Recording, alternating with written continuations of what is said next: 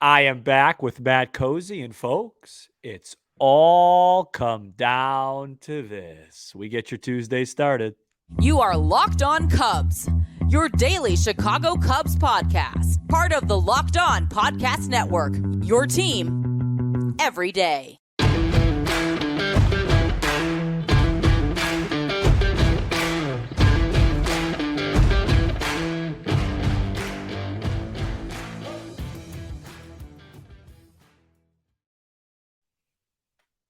You are Locked On Cubs, part of the Locked On Podcast Network, your team every day. Alongside Sam Olber, I'm Matt Cozy. Please support the show by following on your preferred audio platform. And you can watch, subscribe, and leave a comment on YouTube. Thanks so much for making us your first listen. Sam and I are lifelong fans, taking our passion into a discussion with you on all things Cubs. Welcome to the final week of the regular season. What started on Thursday, March 30th is ending this week, Sunday, October 1.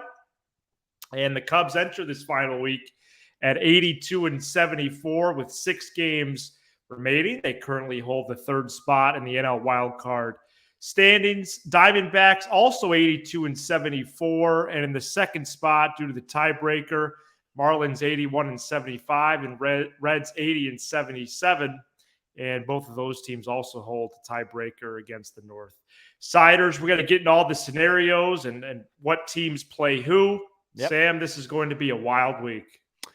Yeah, very wild week. Very fun weekend for me. I was able to witness a Cubs sweep. Now, I said going into the homestand, I thought 5-1. I thought 5-1 with a 2-game lead heading into Tuesday was my goal. They went 4-2 with a 1-game lead. So, not awful. But if they had one more game, you'd feel really solid. Right now, I almost feel like I'm just on the edge of my seat, but we'll get to that. Yeah. I went to the game on Friday with work people. It was very fun. And it was a very dull atmosphere and almost kind of, you know me, Matt, kind of just like, okay, great, they're winning. What are the Marlins doing type of thing. And then I enjoyed it, had fun, went home, raced home, saw the Marlins were down 720-0. And then the Reds lost. And then all of a sudden it was like, okay, I feel rejuvenated. And then I went on Saturday. I'd like to give a shout out to Matty D. It was his birthday. Yep. And I was surprising him on his birthday. And we had a great time before the game. And a couple of people actually, Matt, approached me about our program, which was nice to see. And the energy was really good. A lot of vibes. And then that game was very tense. And then as that was happening, the Marlins were winning and I was kind of freaking out a little bit. But the result ended up being really good. And I got us a couple of wins. And then Sunday, also a very tense game, as you recap beautifully on Monday's show. And it worked out. They didn't get as much help as you'd like. They got a little bit, though, today on Monday with the Diamondbacks beating the Yankees with a double-A lineup. And, with the Yankees beating the Diamondbacks, with a double-A lineup. And so, yeah, here we go. Here you go. If you want to be an optimistic person, which I'm trying to be more of, you say, hey, if I were to tell you going into the last week of the season, the Cubs are, I think, by the way, Matt, I'm just going to refer to them being a half game up on a playoff spot because that's really what they are. You know what I mean? Like, technically they're a game up, but if they drop, so it's like, if I were to tell you that the Cubs are in a playoff spot as it stands heading into the last week of the season, we would all sign up for it. So now you have to figure out a way to match the Marlins. You just have to match them. They go 2-4, you go 2-4. They go 4-2, you go 4-2. Yeah. You just have to match them, and you have to find a way to be better than Arizona by a game. And we're going to talk about all that. And I know they play the Pale Hose over on 35th and Shields, but after that, they play a very hungry and needy Astros team. That's not absolutely out of the question. So I'm proud of the Cubs for sweeping because that sweep made it a little bit easier to take, because if they lost one of those games, it really, if they went 3-3 on that homestand, it really would have felt like a total collapse, wouldn't it? You know what I mean? Totally. It really would have. So the fact that they found a way to sweep was really nice. I want to give a couple shout outs because I know I wasn't able to be on Monday's show. I have to give a shout out as much as I've been very critical of him. I thought David Ross this weekend had a really good weekend. Mastroboni and Wisdom, two guys that, a lot of people kind of questioned being in the lineup. I thought Mastroboni won him Saturday's game along with Javier Assad. And I thought Patrick Wisdom won him Sunday's game. And congratulations to you and I. We had a nice little home run call. I felt like Wisdom was going to go deep, and he saved the season. So, yeah. And thank you also to Bud Black for leaving that guy in one batter too late. Yeah, I say bring it on. I was reviewing our season preview show the other day, and of course, one of the goals was meaningful baseball in September. Check. We put some win stamps on it. I said 82, which they're at right now. Of course, the farm system developing as well, which it did in flying colors. So, I think you have to be glass full right now, but you don't have to be satisfied. No, let's finish the glass off and get in the postseason. Oh man, you better believe that 1 week from today, we would absolutely love to preview the first playoff game. Oh no! I can see the headline now. You're underselling how the Cubs can win the World Series. Okay, we're gonna make our case if they make it into the dance. So I'm gonna enjoy this week. It's gonna be a brutally emotionally week in terms of ups and downs. The Marlins, 3 at the Mets, 3 at the Pirates, as you said. Reds are done. Forget the Reds. I know Minnesota PT, whatever his thing is, called you out. The Reds aren't making up 2.5 games. If the Reds make it, that means the Cubs won like 1 game this week. And if that's the case, that'd be incredible if they made it. Yeah, no, forget the Reds. They're effectively out of it because they're 8% chance. Yeah, they have an 8% chance. No. Don't. So we're not even gonna go over their schedule then, dude. No. The Diamondbacks play 3 at the White Sox, who are awful. They might lose 100 games. They have 96 Ls. Right. 3 against the Astros, who got swept by the Royals this past weekend, and are fighting for their playoff lives, probably in the wild card, less so division now. And Marlins 3 at the Mets, who they played last week, and 3 at the Pirates. So Marlins are on the road all week. Right now, updated playoff odds, according to Fangraphs. Yeah. D-backs 77%, Cubs 59, Marlins 56. Isn't that crazy? Very narrow percentages, right? Yeah, I mean, and I'm by no means a mathematician, but it almost doesn't seem mathematically possible that the Marlins and Cubs could each have that high of a chance. A high percentage, yeah. Because only one of them is going to get in unless Arizona completely collapses. It almost seems like an error.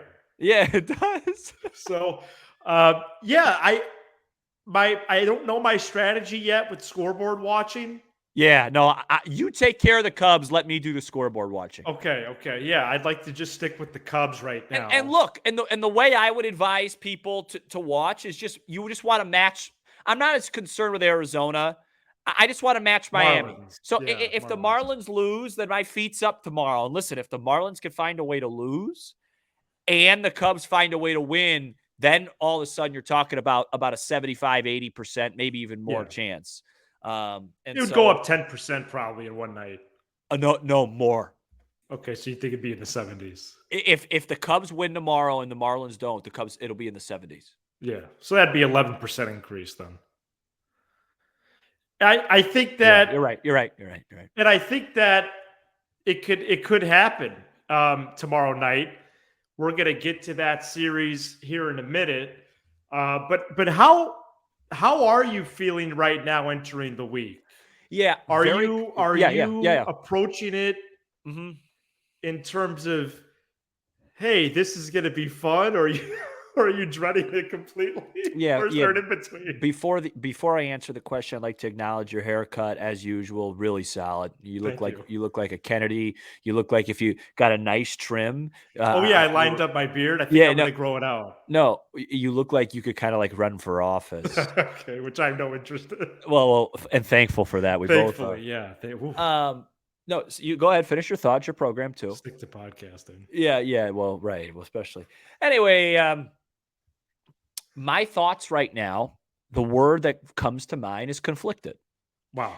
I am there is a part of me that's just so excited to have a week like this. Of course. And it's not a small part of me. But there's also another large part of me that's dreading it because I know if they come up short, there's 20 different things that are going to pop in my mind and say, man, if they didn't, we lose know where this the game, bodies were buried. Yeah, if the Marlins didn't sweep, if Mancini didn't get 50 extra ABs, little things like that I have to just try and eliminate from my head and enjoy the moment. Yep. And I'm really practicing that. Right. And it'll probably last about 10 minutes until first pitch on Tuesday, which hopefully I'll be able to get on TBS, but probably not. No. Yeah, That'll be blackout locally. Thank you, Mr. Manfred, for that. But yeah, we'll preview that, man. I think it's going to be Justin Steele who's due for a nice outing versus the young Elder. But you go ahead. Let's do that coming up next. Today's episode is brought to you by LinkedIn Sales. Are you struggling to close deals? Yeah. Cold outreach is wasting the time of both the buyer and seller at every stage, especially when sellers are using shallow and outdated data. For example, the Chicago Bears had outdated data on Matt Eberflus, the head coach. Your organization can overcome these challenges with technology that translates comprehensive, high-quality buyer data into real-time insights. These deeper insights empower sales reps and teams to adopt the habits of top performers, which leads to better outcomes like more pipeline, higher win rates, and larger deals. And we've built the first deep sales platform with the next gen of LinkedIn Sales Navigator. Right now, you can try LinkedIn Sales Navigator and get a 60-day free trial at linkedin.com/lockdown. Let LinkedIn Sales Navigator help you sell like a superstar today. Just go to linkedin.com/lockdown to get started. The Cubs play the Braves at 6:20 p.m. Central Tuesday, and you can listen to every pitch with the Cubs hometown broadcast on SiriusXM. On the SXM app, search Cubs, or tune into channel 844 and catch the Cubs all season long on SiriusXM. Steele v. Elder, Tyone v. Vines, and Stroman v. TBD, as Thursday likely will be a bullpen game for the Braves. All three of these matchups at 6:20 Central. Braves have been pretty much pole to pole the best team in baseball, certainly the best team in the National League. Cubs did take 2 of 3 from the Braves earlier last month. Sam, first impressions of this series, as on paper, the Cubs caught a break with the pitching. Yeah, my first impressions are, the Braves technically don't have the 1 seed wrapped up yet. I think what are they, like 3.5 up? But I also think they have the tiebreaker too. So I think it feels like a done deal against the Dodgers. Yeah, I think so. I think they have 56 losses and the Dodgers have 59 plus 1 more win. So I think they're 3.5 up. Again, and I'm almost positive they have the tiebreaker as well. So they're going to be the one. Point I'm trying to make is like how serious are the Braves going to take this? The good news for the Cubs is that it looks like their trial run in terms of what they're going to do playoff wise is probably going to come over the weekend with Strider and company. But they also, like you mentioned it, they actually have their own problems with their pitching right now. So even if they wanted to, they don't have Fried healthy. Elder's a very good pitcher. I think the Cubs were able to get to him a little bit the first time they faced him. When the Cubs did face Atlanta the last time, though, that was pretty much maybe their peak of their season. I mean, everybody was locked in at the plate. I mean, they were a nightmare to face. So we'll see. My first impressions of the series is you got the best version of the Braves right now. You don't have to deal with Strider. You don't have to deal with Fried. You don't have to deal with Charlie Morton. And they're not overly desperate. I wish they would have just swept the Nationals in that doubleheader the other day, so it'd be more of a wrap, but they're not overly desperate. And the Cubs are. I can't sit here and say, obviously, if you get swept, you're probably out of the postseason, most likely. So you have to come out of there with at least 1 win to give yourself a chance. And then it really depends on what the Marlins do. But if you really want to put yourself in a great spot, you have to try and find a way to win 2 out of 3. And that would make a heck of a statement. Can they do that? Of course they can. Justin Steele is due for a good outing. He has had 2 bad outings in a row.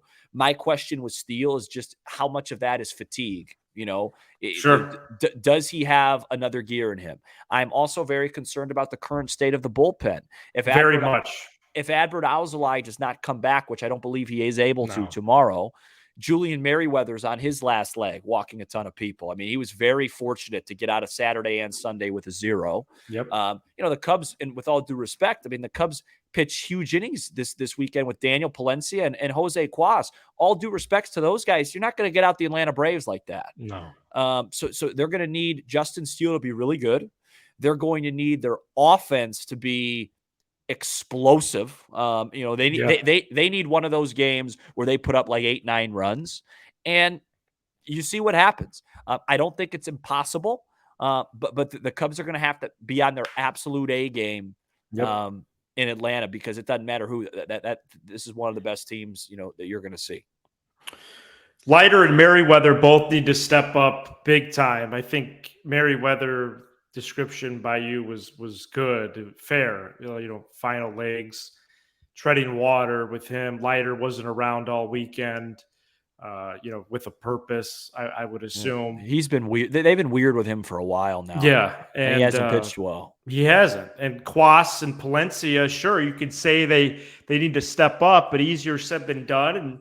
And I wouldn't say it's unfair to them, but it's just not ideal. And it's asking a lot. Sorry to cut you off. It's just asking. It's a lot. It's asking a lot of guys that had absolutely no. We had no idea they'd even be here. Wisniewski stepping up out of the pen, perhaps Assad Thursday out of the pen. So we'll see. Rotation rest of the week will be Hendricks, Wicks, and Steele. In parentheses, if necessary, next to Steele that second time around, because Tuesday's his time. To go 6 innings, 3 runs or less is the goal there, a so-called quality start. And will the real Cubs offense please stand up? They have a better look on paper just because of all the blowouts, but overall they've been a pretty solid group. No. They've been a very solid group, and Dansby Swanson needs to step up. And to those people, hope coming, yeah. And to those people that keep saying, like, I have zero biases towards any one player, like negative or positive. I just want the Cubs to win. I call it how I see it. So, like, right. I called out Dansby Swanson last weekend. I thought he came up small in big moments in Arizona. And then he hits 1 2-run homer, and everyone's going, oh, man, he showed you. I just call it how I see it. We called out Seiya Suzuki for 2/3 of the year. 2/3 of the year, and he's been great. That doesn't mean we were wrong. It almost is the opposite. We're just saying this guy's good, and he needs to show that he's good. And aren't we all Cubs fans? I don't get the arguments and the Dansby fighting. Swanson hasn't been good enough. He made a huge Not error in clutch moments. Yeah, he made a huge error on Thursday. Huge against the Pirates. Left a bunch of guys on and then made up for it with some meaningless hits later on in the game. The ball game I was at on Saturday dropped the pop-up. Yeah. He needs to deliver some big hits for this team. He is somebody that was advertised as a winning player, a world champion, and he's going back to his home. And right. Cody Bellinger's in a little bit of a funk as well. Yeah. And those are the guys. The Cubs became really good when Cody Bellinger was like the best hitter in the National League. Those are the guys. You can't ask much more of the other guys. Ian Happ's been the same guy all year. He'll run into a couple, and then he'll make you nuts. Right. Suzuki's the only guy right now that's like, okay, technically he's a high-paid guy, and he's starting to deliver, and we need him to continue to do that. And Gomes has been awesome. I want Dansby Swanson to take this moment, have a weekend where you go, 7 out of 15 with a couple of homers, and you hit a big grand slam, and all of a sudden it's like, that's why we're paying that guy. That'd be huge. Can't you see it coming? Like, it's got to be happening. If the Cubs have even a modicum of success, not only this week, but in the post. Wait, can you say that again? A what of success? Is that some sort of code? If they have any level of success, I use the word modicum. Okay, yeah. Some of us aren't English educated. It's going to be because of Swanson. Yeah, I think he's got to be a part of it. If he steps in, then the Cubs they're good to go. No, if he decides not to, if that doesn't happen, then it's just less likely, and you don't have to be a math major to figure it out. I don't need fan graphs to figure that out. Well, right, and it would also help if Mastrobuoni keeps hitting like Rod Carew. Yeah, he's been excellent. And Wisdom Wisdom will start Tuesday against the lefty Elder, right? I think Elder's a righty. Is Elder righty? I think he is. I thought he was left-handed. No, I think he's a righty. I should know this. This is our job. I mean, well, one of us doesn't, but I'm almost positive it's you. Oh, he's righty. Yeah. I apologize for that. He's a. You know what though? It's actually not a crazy thing because he's a sinker baller, Yeah. and he's not a big strikeout guy. So maybe you're right. We all know Wisdom. Usually when he hits one, he hits about 6. I actually have Elder's numbers up right in front of me. I just pulled it up. 171 innings, only 126 Ks. So he's not a big strikeout guy. Yeah. And he's given up 19 homers on this campaign. So even though your thought it might have been wrong, it's not out of the question to see P. Wizzy.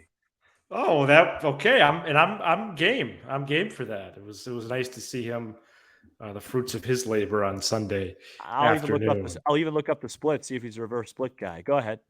Yeah, and we'll see what the Braves do with their rotation Wednesday, Thursday. Probably some young pitchers, some rookies, some second-year guys. Neither side of the plate really hits this guy. Go ahead. Okay. Well, no, he's been solid. Yeah. All right, coming up next, let's go over some attendance numbers. The last game at Wrigley was on Sunday of the regular season. Let's get into it next. Today's episode is also brought to you by Jace Medical. Everyone should be empowered to care for themselves and their loved ones during the unexpected. That's why Jace Medical offers the Jace Case. The Jace Case offers 5 life-saving antibiotics for emergency use and gives you a peace of mind so that you are not just hoping that you have access to medication in an emergency. Jace Medical makes sure you have the medication in hand, and it is simple. They handle everything from the online evaluation to licensed pharmacy, medication delivery, and ongoing consultation and care. Save more than $360 by getting these life-saving antibiotics with Jace Medical, plus an additional $20 off by using code LOCKEDON at checkout. JaceMedical.com, JASCmedical.com, promo code LOCKEDON. Cubs attendance at Wrigley Field this season was 2.77 million. This is a big increase from 2022, as last year the Cubs drew 2.61 million, which was the lowest attendance total since 1997. Easy to say that the wins correlate, Sam, but I have to say I think that's in part what it is, in addition to the pitch clock. Oh, you really think the latter, the pitch clock, had something to do with it? Well, it's a factor. Yeah, I think it's about the wins. Yeah, for sure. I think it's about the wins, and it's good to see, and the atmosphere was great, especially Saturday. But I also have a little bone to pick with Chicago, and that is regarding attendance. Okay. Why is it that every time I listen to something right now, sports talk-wise, it's about the Bears and not the Cubs? Oh, boy. No, I'm just serious. I just don't understand. I get it. It's a Bears town. But the second team is the Cubs. And the Cubs had 2.7 million people. The Bears are a lost cause. The Cubs are fighting for the playoffs. Let me tell you the amount of times this has happened in my lifetime. You ready? 1998. 2003, 2007, 2008, and then 15, 16, 17, and 20. I mean, it's not something that just happens every day. So those are the years the Cubs made the playoffs. Unless I missed one. I don't think so. Yeah. Oh, and then 18 technically because they got eliminated in the wild. Well, I mean, what's going to give in terms of, the conversation, I could talk about that for another 24 minutes. No, I'm just saying, the point is, it's just off the attendance thing. It's like, yes, it was a good year for the attendance. I just think there should be a little bit more buzz about this team. I know it's been frustrating, and I know if they don't make it, it's going to be disappointing, and I don't watch hockey, but they're clearly the most promising team in this city. And there's a lot of off-season questions around the center fielder, and I just tweeted something at you about the potential of a Juan Soto. Like, it's going to be really interesting. I just don't get why. Focus on the Cubs this week. This week should be 6 games, and everybody that even sniffs this program, let alone listens to it, should be locked in to every single pitch of the week. We're trying to make the postseason. 100%. And I think that's why it's nice to have a show like this, because the mainstream media, they're not going to talk Cubs. You feel me? They're going to talk Fields. They're going to talk Eberflus. They're going to talk Allen Williams. Okay, you feel me? The Bears haven't won a game in almost a year. They can't do anything with Fields. Well, no, but any head coach at the professional level that starts his introductory press conference with an acronym should be fired on the spot. Eberflus said that they're improving last week. That's what you told me. Yeah, no, let me tell you something. I believe today he said on one of the stations that, they're getting a feel for it. What is this, pottery? This is pro football. No, but let's not go there. I just want to say that also, if Sunday's game matters, I'll be there with you. Okay, good. In Milwaukee, if that game matters, I'll be taking up the trip up to Wisconsin, stopping at the Broad Stop. You know what I mean? Getting a sandwich, and what? I just want to make the postseason. I just want it. Let me tell you something. If you were to tell me right now, give or take, the Cubs don't win a game the entire week, and neither do the Marlins, I'd take it. Right. And the Reds. Because in that case, the Reds could slip in. But I just want to make the postseason, man. Of course. I just want to get in. It would be a great accomplishment. Right. I want to beat the Brewers not once but twice if they end up in that third spot. Well, that's the other cool part about this week is you go to Atlanta, to Milwaukee, two teams you'd have to go through in the postseason anyway. It's almost like you're just getting a quick, preview. And I think that could be an advantage for the Cubs, and might be a Cubs-Orioles fall classic. Let me really quick pull up the spread for tomorrow's game because ESPN's not showing it.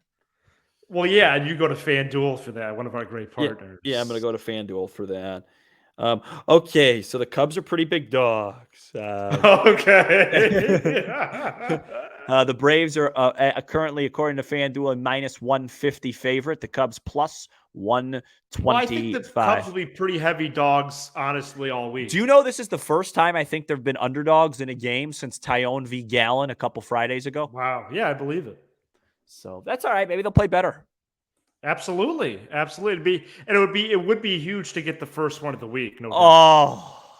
Thank you so much for checking out this. They win the first of the week. Cubs. Be sure to hit subscribe on YouTube and smash the like button for the algorithm. Also catch us on Apple, Spotify, and streaming on Sirius XM. All Cubs talk here all the time, folks. Stay with us this week and hopefully beyond as well. He's Sam Olber. I'm Matt Cozy. This is Locked On Cubs.